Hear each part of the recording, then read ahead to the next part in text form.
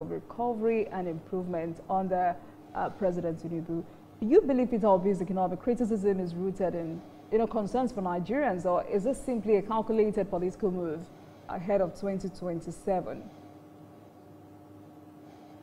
As an opposition, you can say things without looking at the facts. Let's look at what we are doing in terms of the sectors. Let's take the agricultural sector and see what we are doing. When we came into government, we don't have tractors. We don't have the required implements for farming. We don't have the required irrigation infrastructure for all year round farming. And these are the things that the president started addressing heads on when we came into power. We launched the Irrigate Nigeria project, which is planning to cover at least 1 million hectares of land with irrigation infrastructure for our farmers to farm all year round. The tractorization of the agricultural sector started with the president. You saw him launching the tractors that came in from Belarus. Other agricultural equipment machineries have been coming into the country. In Naseni, they have set up assembly plants for the production of irrigation pumps that are being manufactured here in Nigeria. We have some small hand tractors that are being manufactured here in Nigeria now. And the agricultural sector is seeing a huge reform that has never happened in the country. And it will take time for Nigerians to feel the benefit, but it is there, it has started. We are now beginning to have companies coming to Nigeria to set up factories. We have about 2 or 3 companies that have already signed an agreement to come and set up EV assembly plants. Some of the machineries have come. We have companies that have come to set up plants for the production of vaccines in Nigeria, which by the time the factory is commissioned later in the year by Mr. President, almost 80% of our vaccine needs will be produced here in Nigeria. Right. So I can go on and on. We have the CNG initiative. So many factories, so many companies are coming, so many investment that has never come into Nigeria is flowing in now because of the reforms of Mr. President. And by the time the tax reform comes into effect by the beginning of the year, January 2026, you will see more of this influence. So Nigerians need to be a little bit patient for us, because the dividends of what Mr. President has started will begin to bear fruit very soon. All right, so Dr. Muhammed, you're saying this is not a case of technocrats focusing on numbers while missing the bigger picture of hardship. Yeah, you see, when a woman is going to give birth, during the labor period, she will have so much pain that some women said that when you feel the pain, you feel as if you should not give birth again. But when you see the child at the end of the delivery, you will forget about the pains and rejoice. That is the pain we are going through now. Right. And what the president said even during the campaign is that he's going to take some painful decisions that will put the country on track. And he did not lie to Nigerians. It is going to be painful. He said, bear with me. At the end of the day, we are going to all be okay. And we've started seeing the benefit of what he has done. Food prices have stabilized. The Naira has stabilized, foreign investment is coming in, unemployment is going down, students are getting their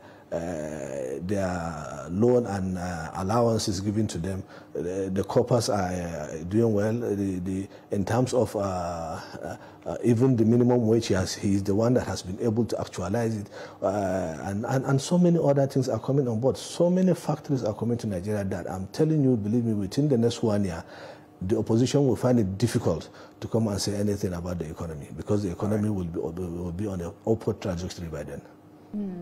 Let's talk about this coalition. And I'm sure you must have heard people say this coalition looks like the most coordinated opposition move since 2015, with members of the APC who were present at that time perfectly scripting out the same coordinates APC used. Does that bother you in any way? No, it doesn't bother me, because every election period comes with its own different permutations. 2023 election will not be the same as 2027 election. The areas that we have not done well in 2027, we have been able to cover that gap. We know our strategy. We are working behind the scene. We don't make noise. People will understand when the time comes that we know the game and we're in it for a very long time. And we don't make noise. We know where our strengths are. We know where we didn't do well in 2023, and we have covered that in a very, very calm and strategic manner. And believe you me, we are waiting to see who their candidate will be. Some of these men have talked about... If they bring a candidate from the north, believe you me, it won't work. It won't work. But some of them have expressed not get anything in the south, even in the north, you will not get anything. To govern for just a term. They say that is enough for them to solve Nigeria's problems. Some say Mr. Peter Obi's one-term pitch is a clever strategy to gain trust quickly. Do you think Nigerians will buy it?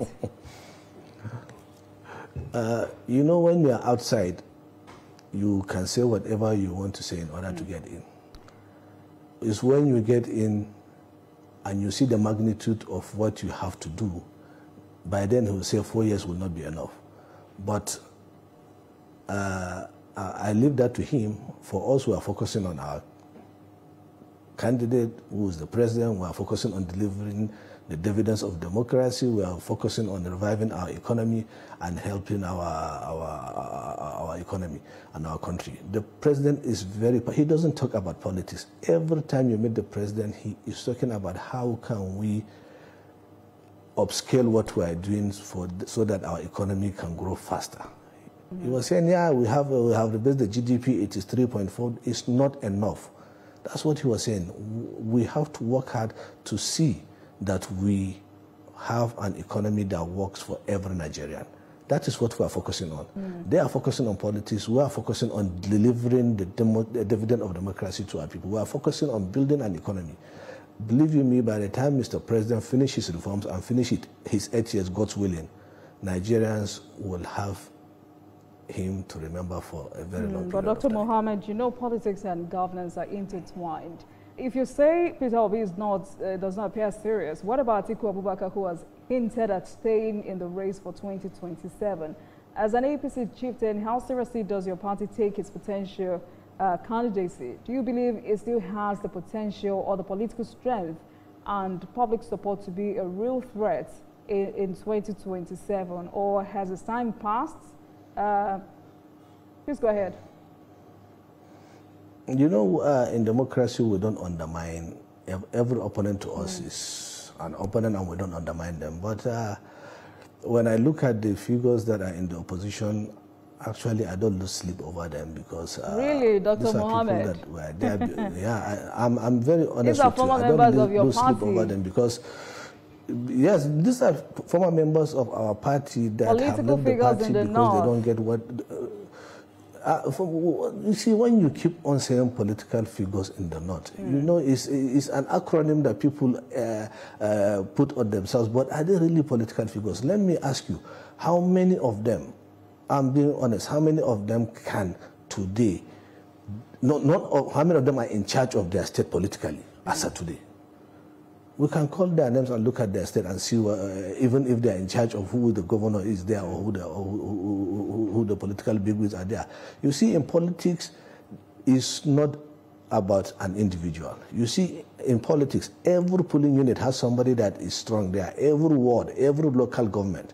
So it's not just one person. You have to go and do the groundwork, and that is what we are doing. We are talking to the people that matters in the wards, in the local governments, and in the states. We are not talking about figures. We are not talking about, because we are concentrating on the grassroots and providing for them what they need and building our structures there.